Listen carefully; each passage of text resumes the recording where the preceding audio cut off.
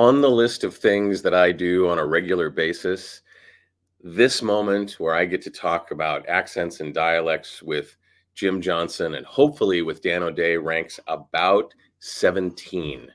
And so I want to get to it. I want to get to it.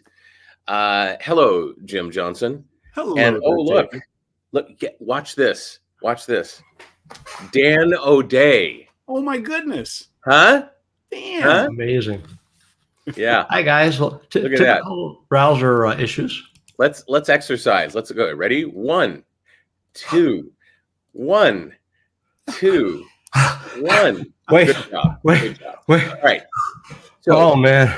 the guy in the middle on my screen, anyway, I don't know if it's on your screen, but the guy in the middle on my screen is Jim Johnson. Jim Johnson is my accents and dialects coach.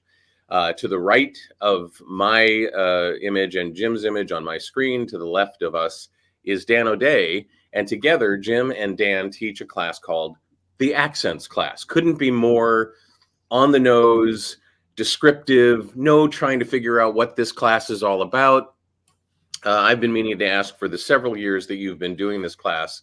And I guess it would be Dan I could ask this question of, because I know he handles most of these decisions with our class, the ACX Master class.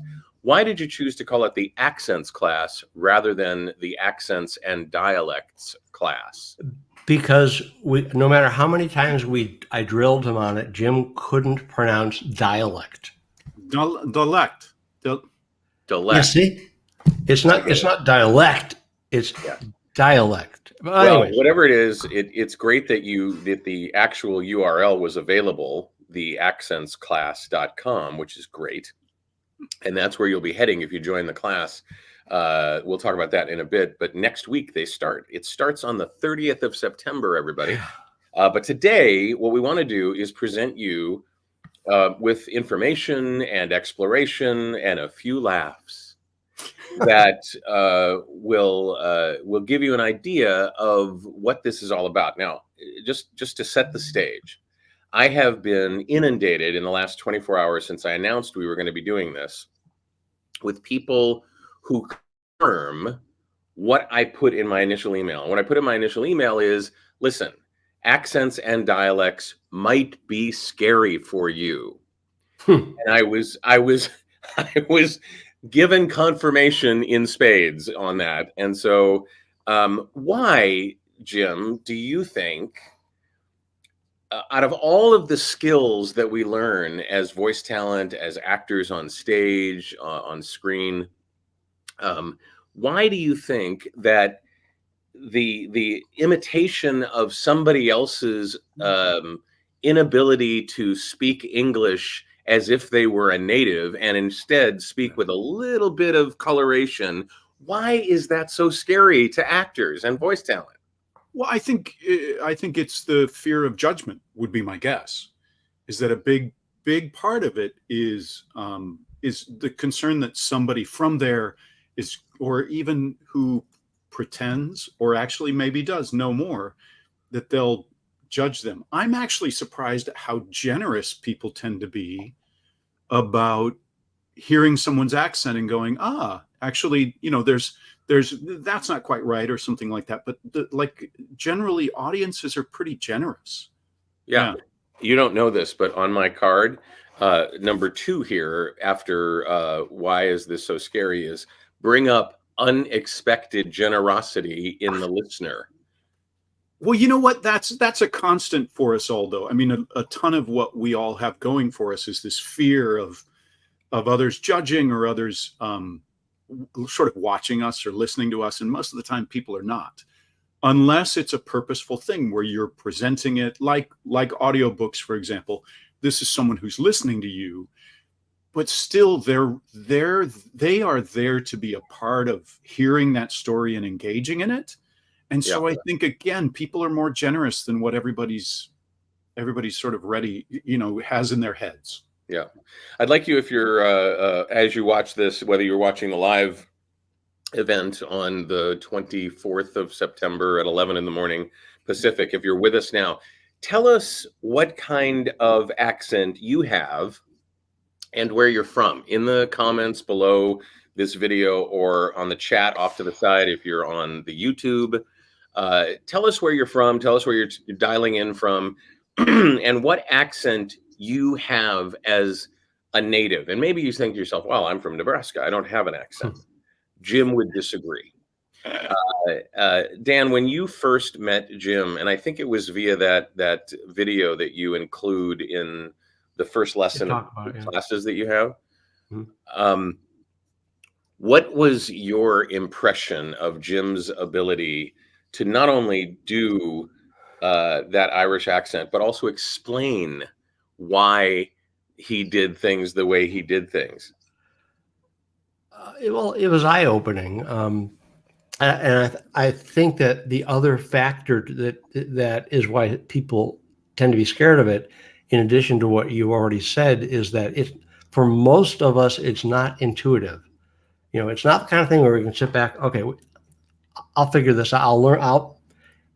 For most of us, it's not. It actually is a skill that you learn. It's a skill that almost anyone can learn, but it's not like I'm going to try to figure out how to do this thing on the internet. Yeah, finally, after 3 days. No, there's stuff that you don't know. I was delighted. I actually don't remember the first time I saw a demonstration of his skills. What I remember was after literally a decade of looking for someone to put on a class like this, the things that people told the one guy who put us together told me, he said such good things, and trying to recreate it. Probably I went to YouTube and started looking at it. That's probably before we even talked. Probably I went to YouTube, but it's been a while, and that would have been, it's one thing to have somebody say, "Oh, this guy's great," and it's another thing. Oh, really? Let me try yeah. it.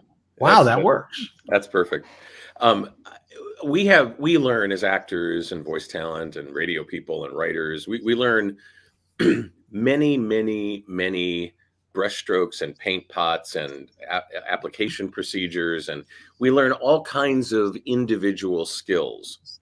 And some of them, like pronouncing a word properly, is a binary choice. You can either learn how to do it or not learn how to do it and live your life as an uneducated rube. But accents and dialects to some actors and voice talent is right up there with like circular breathing when you're playing a wind instrument. It's so difficult to even gather the concept of it, let alone execute it.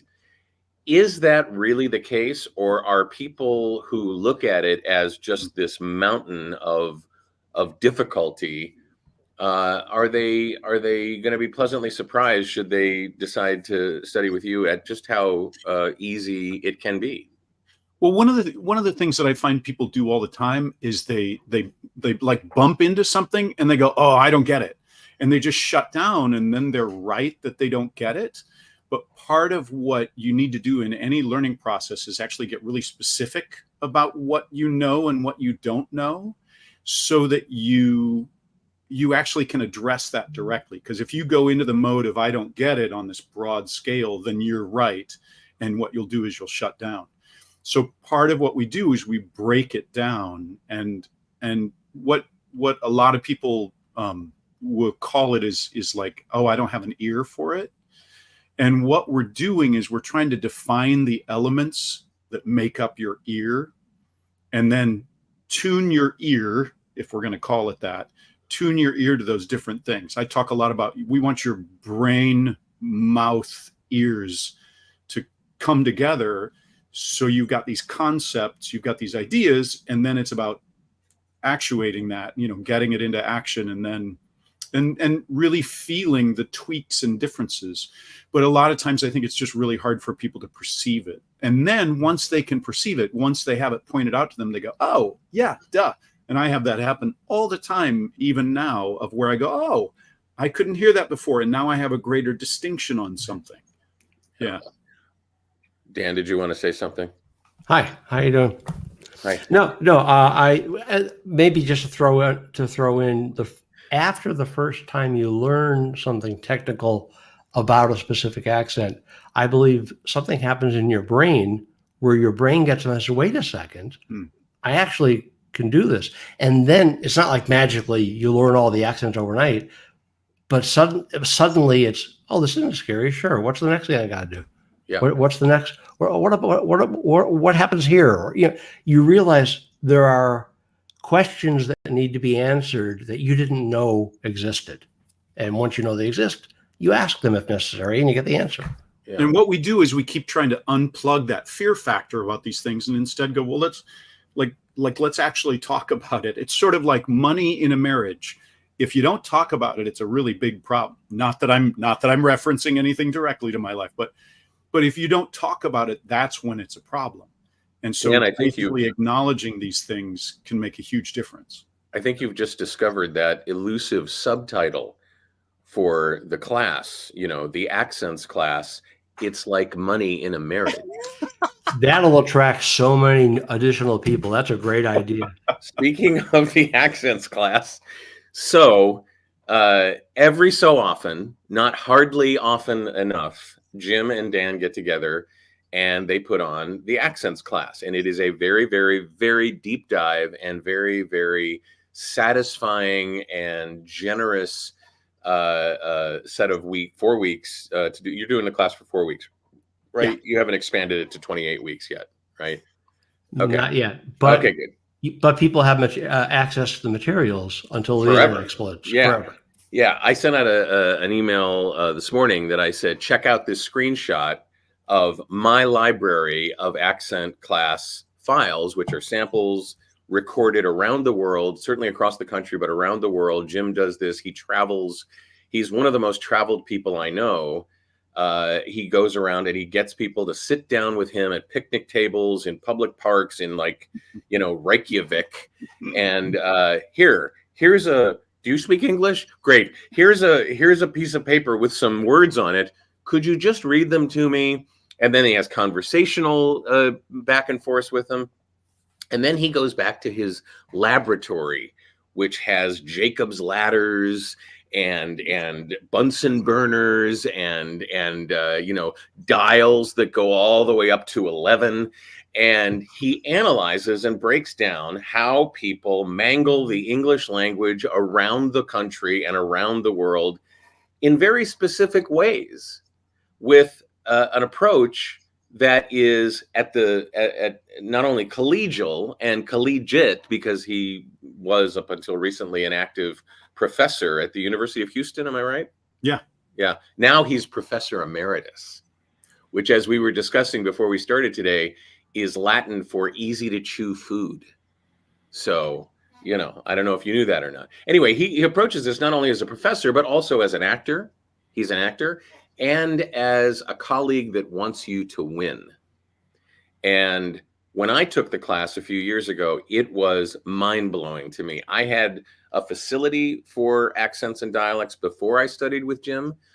I discovered why I did and how to make it better. And now I have this huge library, which gets updated all the time. I have this huge library of samples that I can review before I start doing an audition or work on set or on stage or on mic. And it's just, you can't imagine how satisfying and amazing it is. If you want to get the accents class, if this is something you want to add to your toolkit, visit voheroes.com/accents. It'll take you to the registration page. Up until 9 p.m. tonight, Dan is opening his wallet and telling Jim to take $300 out of it for you, and you get this early action bonus if you decide, hey, listen, this is something I want to add to my quiver. I'm going to do this. I'm going to do this now. I'm going to save some money doing so. If you would do me a favor, and when you check out, just jot down there that idiot David H. Lawrence the 17th, or just David. Or just that idiot. That idiot, that works. If you put that idiot, that would be great. Wouldn't that be funny? That'd be great. Everybody, please put that, make a note, go sign up. It's going to make Dan so happy if he sees a bunch of that idiot on the registration pages. But if you do, Dan and Jim will give me a what do you call it? A moderate? No, not a moderate. A modest. An infinitesimal. Yeah, little bit of money. But I want to make sure you know that if you act before 9 p.m. tonight, you're going to get the same stuff everybody else gets, the awesomeness of the accents class. It's just going to cost you a lot less money. So do that. Go to voheroes.com/accents. It'll take you right over there. So how have you seen this whole approach to things? And this is for both of you. You choose whoever wants to talk first. How have you seen this whole approach to accents and dialects change over the years since you've been teaching it? And I ask that because, you know, I think about when I went to school and there were large sticks that they would rap on your knuckles when you did something wrong. And there were other things that I don't want to talk about. But now there are lots of things that I do want to talk about. How has things changed in terms of this this training? It's actually a ton more specific than it used to be. I remember when I took a class way back in grad school, so in the late 80s, yeah, it would have been the late 80s, that we were learning like an Irish accent, as if there's one Irish accent, and things like that that were really generic. It was also pretty exclusive. It was only meant for white people, I would say, in general.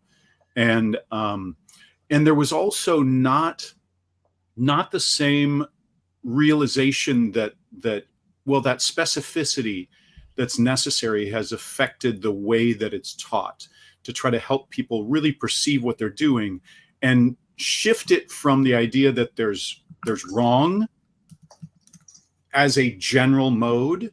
Instead, there's wrong when you're talking about specific things, like even looking at an accent, there's a sound that is not exactly that sound, but it's in the realm of that sound. And if you're outside of that realm, then it's not accurate for that accent. But like earlier, you said, if you don't learn the right pronunciation, and I cringe ever so slightly, because I'm like, it's only right or wrong depending on the context of what it is that you're after. Sure. And one of the things that I remember learning way back when was you got to speak, correctly and all that kind of stuff. And to the way that shifted is realizing, oh, it all depends on what the target is. So it's not, there was an overcompensation for a while, actually, of going, no, the way you talk is fine. Everything that you do is good, and it was a big overcompensation to the right and wrong. And now it's this recognition of, well, there's still right and wrong, but those are realms. And it's all about, well, what's your target? What are you going after? What are you trying to sound like? Where are you trying to sound like you're from? And if you don't have that flexibility, that's when it becomes a problem. Yeah. David, one other big difference, I think, back then was that everyone was far, far more isolated. So if you grew up in the States, what's an English accent or a British accent? Well, depends on what British TV shows you watched, and there weren't a lot of choices there. So there's what you heard of Monty Python. There's what you maybe heard David Frost, but I never heard of Estuary. I'm sorry. I understand this reveals how ignorant I still am. I never heard of Estuary until I met Jim. I'm sorry. I know that brands me, but I think there probably are other people who grew up not. If you said to them, "What's Estuary?" I don't know. Well, you know what a British accent is? Sure. Well, there's a problem there because there are numerous British accents, as Jim teaches. I'm not surprised that you're ignorant, Dan. Oh, thank you. I wouldn't want you to underplay your ignorance, Dan. I want you to be proud of. We are all so proud. I didn't know I was ignorant. Yeah. You touched briefly, Jim, on something that can be a bit of a triggering point for people, especially in this era of higher awareness of DEI initiatives, and that I did a book for Penguin Random House a few years ago called Black Irish. And one of the characters in that book was an African-American street preacher in Cleveland, Ohio, or in Buffalo, New York. And I decided that I was going to let go of the fear that I had that African-Americans would hear me doing this and think I was making fun of African-Americans. the first time I narrated a sentence that included the word everybody, and I pronounced it as everybody, I had to step out onto that 30-meter diving board and go, okay, I'm Yeah. taking the leap. And I'm wondering, there are some, this kind of ties in. I just got finished listening to Will Patton narrate a Stephen King title, and the N-word was used no less than 4,000 times in the book. And I'm wondering if the approach to racial differences in accents is something that you have a set of rules around, or you have current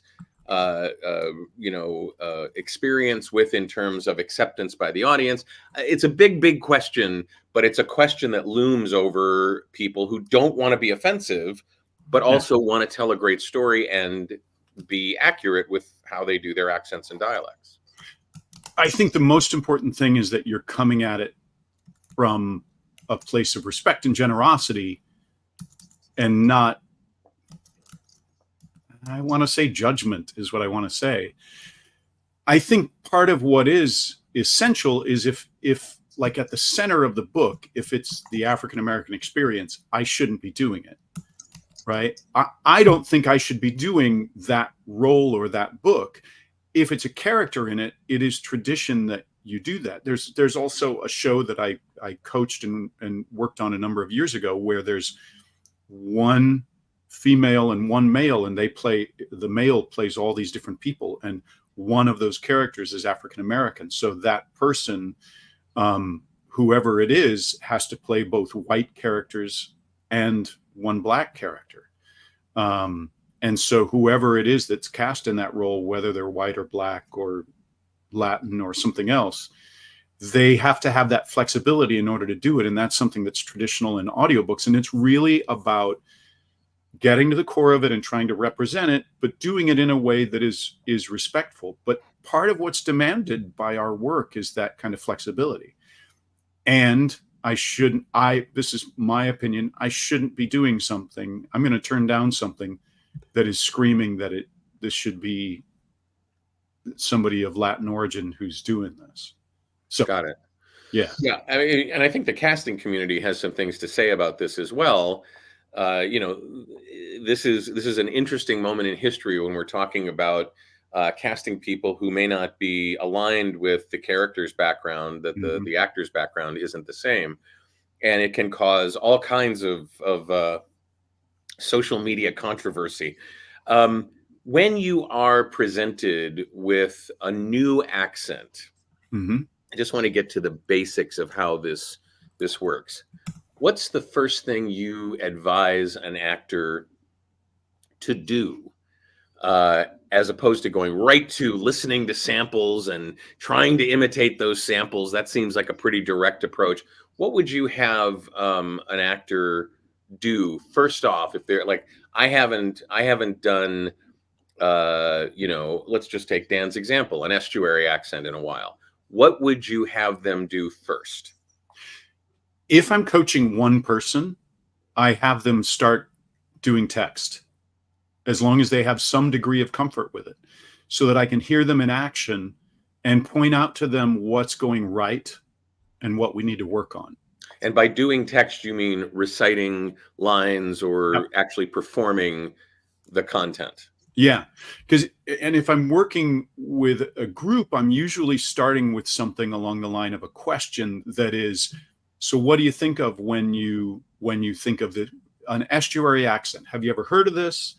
And if you do, what do you think of when you hear that? Because it can evoke people's ideas about it, of what they know and what they don't know. And funnily enough, like what we tend to attach with it as sort of a first perception of it, there's oftentimes some nuggets in there that are really, really helpful for working on it. So I want to hear their initial thoughts on it, if they have any hint of familiarity with it. And then maybe play a short clip and go, great, now do you recognize, like estuary, we're throwing that term around a lot today right now.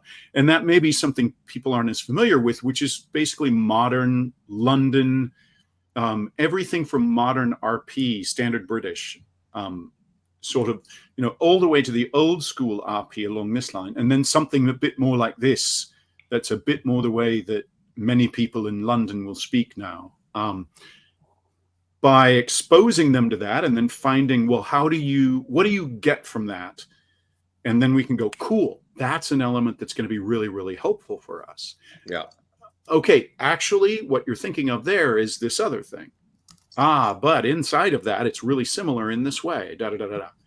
So it's not only drawing people to what is accurate, but also kind of waving them off if they're including things that aren't necessarily as accurate in that. And as you look at the way this melting pot seems to be working in many, many different countries, certainly in the United States, there's combination accents and dialects everywhere. If you've moved as a child from one place to another, and the accent that I have fallen in love with lately because of a comedian named Sarah Millican is the Geordie accent. And the Geordie accent to me is just unabashed bravery. It's like they don't give a crap about the words they use, and yet they give a great deal of crap about the words that they use and how they use them. And when I discover those things, I start doing what I did as an 8-year-old with my Bob Newhart records, and that's imitate what I hear. Is imitating what people hear enough? No, it's not enough. I will say I just happened to watch 2 clips of her last night. I'm in love. She's coming to the U.S. She's coming to the U.S. Is she? Yeah. She is hilarious. I think she is absolutely fabulous. I love her sensibilities, and I love her accent, of course. Yeah. No, just the listening and imitating isn't enough, because usually you're going to miss something. So, I mean, that to me is only trying to coordinate your ear and your mouth. And you're probably going to mess something up unless we can get your brain engaged as well to start to perceive certain things. I mean, I know I've got these scary things on the wall behind me, the IPA things you can sort of barely see. Oh, I've cut those out of the shot.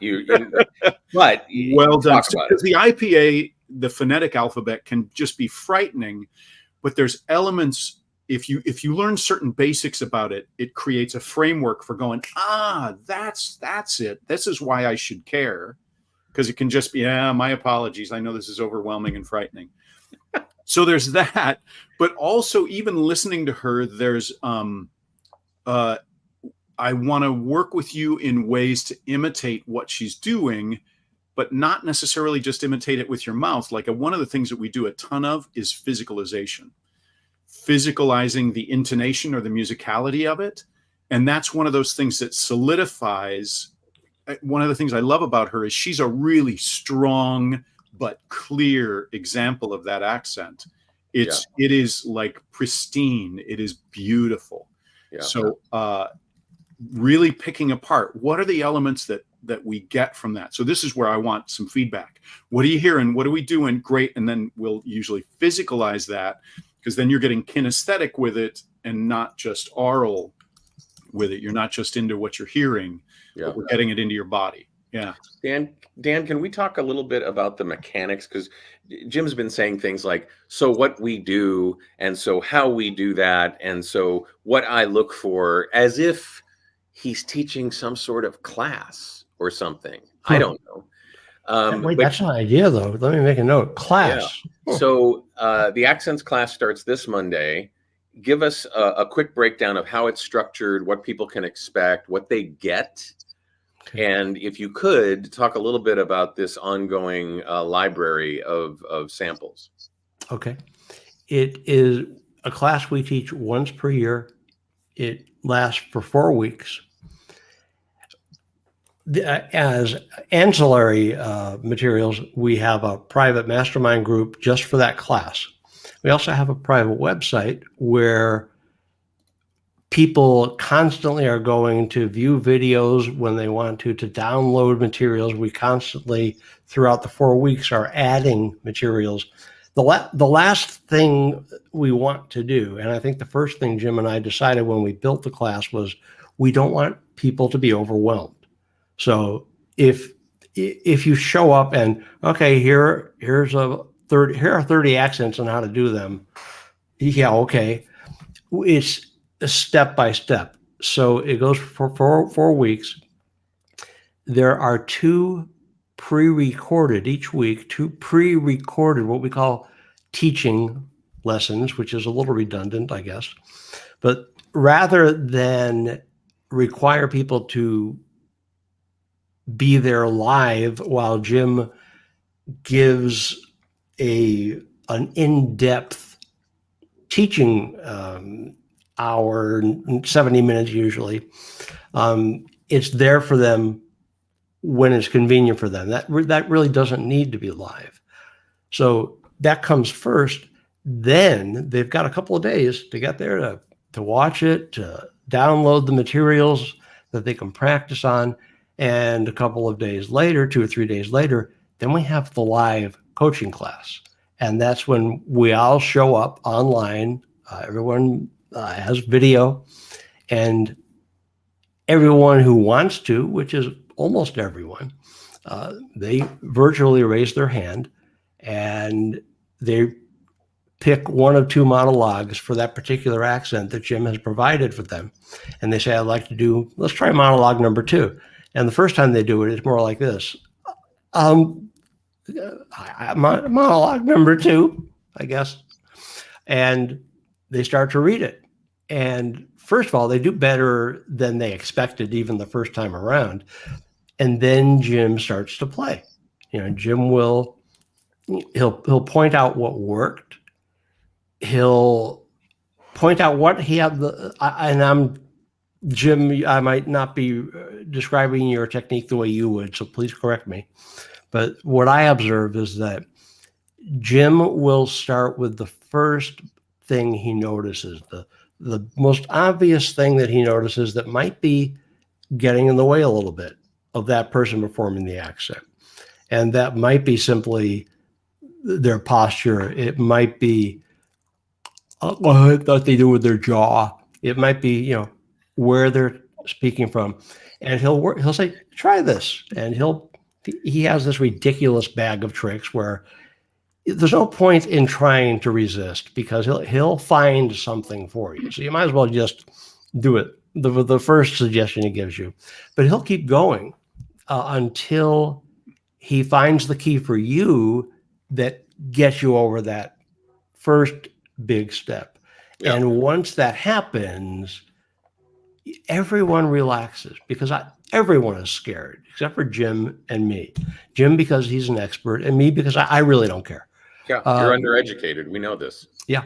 So that's how the class goes. So we have 2 pre-recorded video classes per week that are scheduled, and of course you can go to them anytime. And we have 2 live coaching classes per week that are scheduled. If you can't make it, we video and audio record everything that we do live, and we have it there for you when it's best for you. And I already alluded to this, but because it's possibly the most frequently asked question we get, is, well, how long will I be able to have access to the materials? Like, what if I'm an actor and I'm doing something that week? It's there forever. I would estimate 90 to 95%, probably 90% of students over the years do attend the live classes live, because that's when they can be coached. But there always are people who cannot, and it might be due to work conflict. It might be due to geographical conflicts. We've had people from virtually every continent attending a class. Yeah. And, when it's 3 a.m. where they are, they might not really want to show up and be coached. Yeah. And what the natural assumption is, well, wait, if I can't go to the live classes live, what's the value there? Sure. And the value is that you learn. Even anyone who hasn't experienced this, I understand you might not believe me. Everyone who has gone through this, I think, will verify this. You actually learn more from watching someone else being coached. And I learned that it was actually one of the graduates of one of our very first audiobook classes, David, that you and I teach, who pointed this out to me when this big live event with a famous audiobook narrator. And she said, could you please videotape the whole thing, which I had not been planning to do. And I said, why? She said, because when I'm up there, I will have no memory afterward of what happened. I'm too, and that was a big light bulb for me. So there also are tons of support materials for each accent. Jim has this series of learning materials called Accent Help. And it's described in great detail, I guess, in the registration page. So I'll keep it really brief. But it's just each one is devoted to one accent. And it's not, here, listen to this recording and repeat. It's telling you something incredibly valuable, which is where the heck it comes from.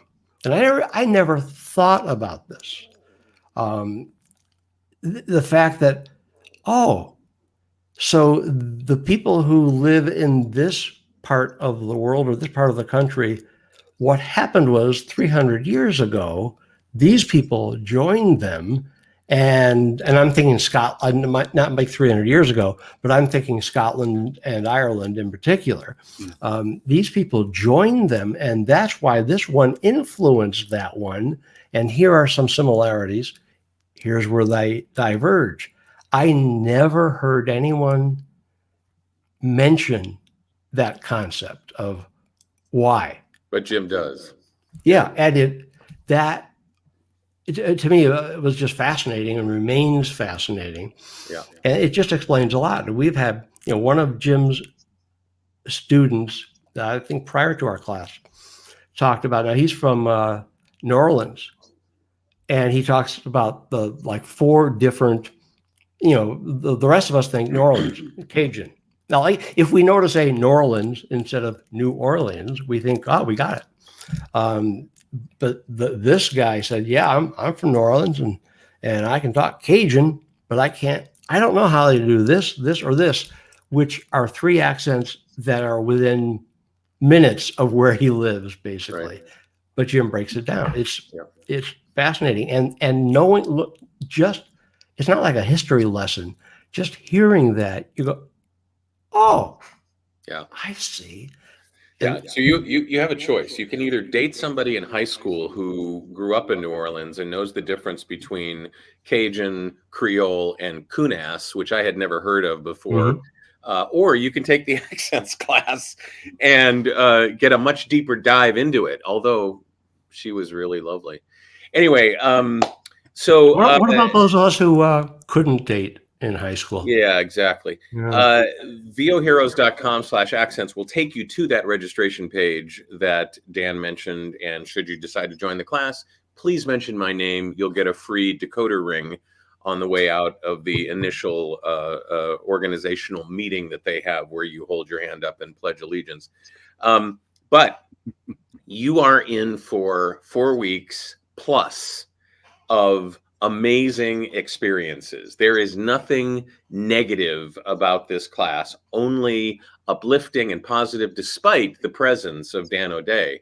You have all of these lovely moments, not only for your own breakthroughs when you're doing this stuff and you're going, oh, that's how that works, but also hearing other people. We get into class and we think to ourselves, oh, that guy over there, ooh. At least I do. And then I'm constantly surprised by how that guy over there nails it. And I love that experience. I really love that experience. And you're going to find that happening. One of the most protected areas of my hard drive is the area where Jim's library of resources resides. And one of the things that you may not know is when the class is over and you've got your initial library of stuff, Jim can't help himself. Jim gets in his Scooby-Doo murder mystery van and goes traveling everywhere and updates these recordings on a regular basis because things change. I would bet that in the 60s, 70s, and maybe the 80s into the 90s, the Southern California Hispanic accent, which has some combinations of up-talking and a little bit of valley influence and some pronunciations that are very specific, didn't exist. Maybe it did. I don't know, but I don't remember ever hearing it ever. And now I can pick that out when there's some Latinx person talking, and it's like, oh, they're from the Valley and they're Hispanic. And I can tell exactly how they developed that because of my experience. I hear Midwestern accents very differently now than I used to. And the notion that Nebraska and South Dakota and Iowa don't have an accent is BS. And it's lovely to hear these little things and to have them pointed out by Jim, and have you actually experience and vocalize these things if that's what you choose to do when you're being coached by him. So voheroes.com/accents. We have about 20 minutes to go in terms of the time that I've asked Jim and Dan to set aside for us today. I've had to pay Dan. I don't know if you're aware of that, Jim, but he's asking for money now to do these free things. So previously it was just for food. So right, exactly. So if you have questions, please comments below this video as you're watching it. The chat off to the side if you're watching it on YouTube. However, you can type away on your computer or tap away on your mobile device. Get those questions in now. I asked you to bring them, and if you decided to not bring them because, hey, what kind of answers am I going to get from this guy? Just know that you're missing a huge opportunity to, and think about this. I say bring questions when I do these events from time to time, and people are like, oh, what are your pet peeves? What are the things that you like the best about what you do for a living? Think about the things that keep you up at night. Think about the things that you worry about when you're presented, just to say you're an audiobook narrator and you're presented with an audition, and the audition clearly has some accent and dialect work to do. Or in the breakdown, they say to you, looking for X specific accent. They picked that when they set the project up on ACX or wherever you're getting your stuff done. Ask about those things. You've got an opportunity to have, well, at least Jim, give you an intelligent answer. And so make sure that you do that. Dan will give you an answer as well. You accidentally left out the word intelligent. Oh, so Jim, you have done this not only as a teacher, but also as a warrior, also as a participant, also as an actor. And I'm wondering if you have any challenges anymore when it comes to doing any kinds of accents. Are you just awesome at it and have no challenges at all?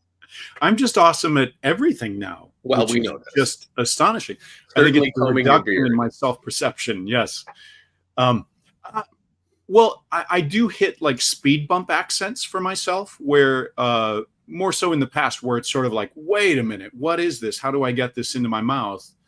But it's all gotten so much easier over the years. Even my perception of things, some things have changed because I can hear more, discern more now than what I used to. So there are some that I haven't worked on yet. So there's little elements that I don't know well enough to really nail it for somebody until I dig in. So there's some of them that as I continue to work on it, that develop, but it really just takes an approach, and that's what it is. And then if I have that time to do that approach and figure out all those elements for an actor, so they don't have to figure it all out. Yeah. Then actually it makes it so much more accessible. Yeah. Are there moments of discovery for you when you're learning something new about an accent where you go, oh yeah, all the time? I mean, it just unlocks things. Yeah. I hear little things that I didn't used to hear. So and I hope that continues as long as my hearing is with me. Yeah, but there's things that were clearly there before that I couldn't perceive. So that's something that's helped, is I got a lot of time on the road. David, I know we're on the clock. If I can say this really fast, because I think it might help some people, and they might have seen us talk about it in one of the videos. Almost all of us have had the experience of trying to be coached by a friend whose native language is the one whose accent we're trying to learn. Yeah. And what happens is we'll say, where's the dog? And they'll say, no, where's the dog? Where's the dog? And it ends up often with them yelling at us. For me, it was my first job in radio with a program director saying, say this after me, W, W, W, W. And he literally got angry. I couldn't hear the difference. Yeah. And that's one of the huge keys that Jim gives people. Here's how to hear the difference. Once it's pointed out to you, once you do hear it, it's so freeing. I'll stop, David. I know you're on a clock. No, that's okay. It brings up something interesting, and that is the whole presentational mode of using an accent in a dialect and a in situ conversational mode or leveling mode within the scene that you're doing the work. Mm-hmm. You know, there's what I see other not as facile accent coaches doing is giving everybody a very clear example of doing an accent or a dialect that is spot on perfect. But then when you have to have a conversation with your wife about getting a divorce and you have to do it in an accent or a dialect as a character, it's a completely different moment because you're either agitated or you're trying to underplay it and bring down the temperature of the conversation. Whatever you're doing inside that conversation, this is the difference that I see in the way you teach and have taught me and how others do.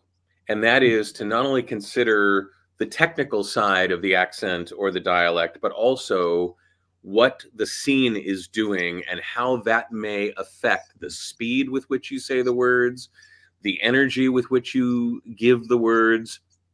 I mean, all of those things. And can you talk a little bit about how that affects how you teach a particular accent or a dialect? Well, I think, there is the accent itself, and then it's about getting it into action in a way that works. So I think it's just from having done it for so long, both as an actor myself. So I do have that point of reference, but needing to understand moment to moment, like hearkening way back to something from the beginning of this, is the ownership of the accent. And that's part of what we've got to work on, is not only do you understand it, but how do we get you to the ownership? Because if we don't buy it in that moment, if you don't believe yourself in it, for example, that's one of those things that sometimes I have to point out to the folks when I'm working with them, is go, yeah, but now do it as if you know what you're doing. Or great, but now you're not doing the scene. You're not doing that. So we need to jump into doing it instead of trying to do the accent. We got to stop doing the accent, do the acting, and then I can point out to you accent things, and then we work on the accent, but then we got to get it back into the context of the acting, or it doesn't really matter. Yeah. And I want to take a moment to thank you for something that I could not have accomplished, I don't think, as well if I hadn't trained with you. And that is this rare, lovely moment when the character that you're portraying has an accent. In this case, it was a Liverpudlian accent, and is making fun of somebody that they're talking to who uses a different accent. They're going, "Oh, do you want a hot dog?" And it's like, it's like that scene from A Fish Called Wanda when John Cleese is like, "Oh yeah, there, howdy partner, we're gonna go down to the rodeo," and it's like it's like a layer upon a layer upon a layer, and it's like, I did that,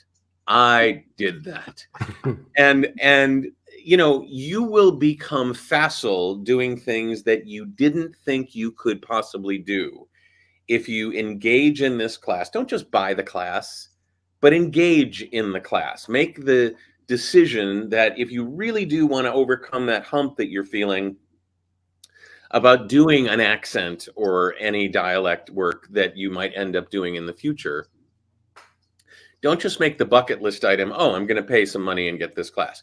Engage in the class. Be there, show up, do the work. You're not going to find anybody who can help you more or deeper than Jim. And you said something earlier about getting it in the mouth. I'm resisting every urge of saying this class will help you get things in your mouth. So just so you know, we are coming up on the top of the hour, and I would love to have both of you answer this question briefly, Dan. I would love for you to tell me what you think the biggest mistake that people who haven't had any training whatsoever in accents or dialects makes when they first approach doing an audition or a piece of a scene that has a character that they're playing that has an accent that isn't their own. Jim, why don't you start? Well, I think the biggest mistake is thinking that listening is enough unless you've got the toolkit. That's a term that I use all the time about this, is that we're trying to create all these things that you can put into your toolkit that help you to perceive it.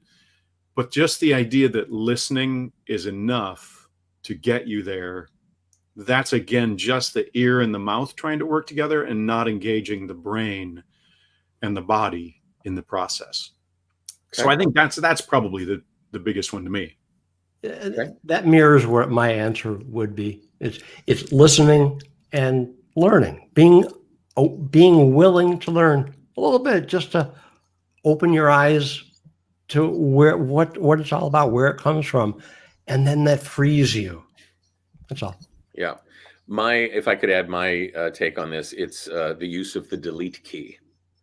I find my clients, my voiceover clients, often will tell me if I see any geographic data, if I see need someone that does X accent, if I see looking for somebody who's a Boston Southie, if I see anything like that, I go to the entry in my audition inbox and I hit the delete key. And I think to myself how much joy they're deleting at the same time that they delete the audition. Yeah, they may not be able to execute it perfectly the first time, but that joy, that joy of success, that joy of, there's a fear in there. And I want you to overcome that fear. I want you to be able to go, yeah, I'm an actor. I can play lots of different things. They can put makeup on me. They can put costuming on me. I can affect a particular posture or gait or angle of holding my head. I can age myself in many ways, and I can also affect how I speak by being open to accents and dialects. And I want you to do that. I want you to take advantage of that. voheroes.com/accents. If you act before 9 p.m. this evening, you will save $300. Dan will pay the first $300 of your tuition. And that is a very difficult thing to do, to get Dan to part with any kind of cash whatsoever. I've been a friend of Dan's for just over 75 years. And the number of times that he's actually even moved toward his pocket to get not happening. So take it. Just always happens. I forgot to have it with me. The wallet. Exactly. That's the excuse. That's the go-to excuse. Oh, I forgot my wallet. So sorry about that. But Jim, I as much insult as I offer Dan, and do so with great glee, I have to say both Dan and I have just an incredible amount of respect for your ability to not only hear this and capture it in the library of resources that you have, but also impart it. It's as if you were a professional teacher at some point in your life. I don't know, Professor Emeritus, if that's the case, but I just want to say, as I always do in these sessions when we do them, my gratitude is unbounded for what you have done for me in my career and what you have given me in terms of building on my ability to have that ear for things, and also the facility of actually using that stuff, and I want to thank you for that. Well, and I gotta say, I am so grateful I love teaching, and I'm really grateful that I get to be there with people when they make discoveries. Yeah. And that's what feeds me. That does a ton for me. So, and sort of along that line, I feel like not only when we're working on the accents are they working like on that specific accent, but we're partially building a toolkit for learning different accents, but also even for affecting their acting in other areas. Like there's one of the things for a lot of American actors is that they get really heavy. So they do a lot of what I like to call the American clunk and dropping off like that. And so when we're working on a couple of the different accents, like working on the RP and the sort of lightness of that, the willingness to move around, and trying to bring some of that movement back into their own acting to give them more flexibility and change, and finding the lift of like a French accent, to find the lightness of that, the buoyancy of it. Or when we're working on the Castilian Spanish, to find the again, those things that are like buoyant and light, to be able to bring that back into the rest of their acting work. It's sort of a bonus thing for me to get to see transformation of people in that way. Yeah. Dan? I noticed Milda Dacey's was the first person to make a comment. We haven't responded. Milda, my dad. Oh, I put it up on the screen. Yeah, but I didn't see an answer. Oh, okay. Oh, I didn't see your question on the screen. Milda is from Boston. She's from Boston, and my dad grew up in Boston. I'm not going to try to do a Boston accent because I didn't hear it from my dad, but I want you to know that I have Boston connections, and if I could do an accent, I would. And my dad went to the Boston Latin School, so that means you need to sign up for our class. Well, Milda has been cast, for those of you who are here in Los Angeles at Theater 40 and other places, because of her ability to do a native Boston accent. She is from there. But the other things that people tend to add to their toolkit through this class are remarkable. I grew up in Cleveland, so I have a North Coast accent. I have from the Rochester, Boston, Erie, Cleveland, Chicago necklace around the Great Lakes. What do you call that? Because North Coast is what I've heard it called. Is it called a Great Lakes accent? What is that called? Well, there's different terms that are used for it. I usually say Great Lakes. Great Lakes accent. Yeah. And that actually, going back to the book, Black Irish, that's how I got cast, because it takes place in Buffalo, yet the protagonist does not have a Buffalo accent.